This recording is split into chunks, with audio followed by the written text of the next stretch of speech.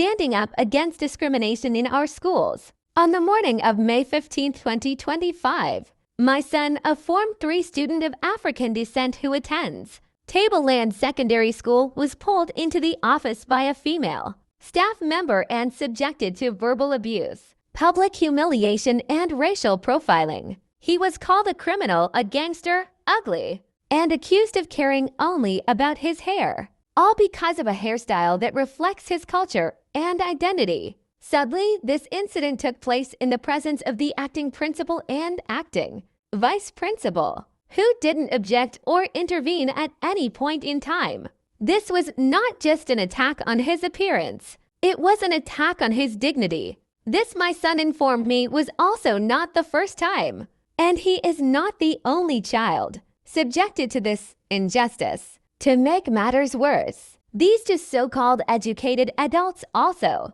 share the exact same race and ethnicity as my son. How ironic! Our children should not have to choose between their education and their identity. They should not be shamed for embracing their heritage or expressing themselves through their hair, especially when such expressions are deeply rooted in culture and pride. What happened to my son is not just unacceptable, it is harmful. It reinforces outdated biases and sends a damaging message to all students of African descent that they must conform to someone else's standard of acceptable. Implicit bias. Even among well-educated individuals, unconscious bias persists. Teachers might not realize they associate certain hairstyles with rebellion, laziness, or lack of discipline. Stereotypes that have been reinforced for generations by media and cultural narratives. School dress codes and grooming policies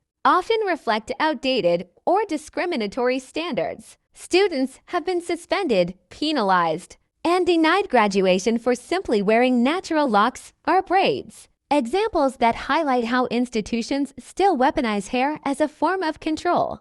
I am calling on school leaders to address this incident and prevent it from happening again.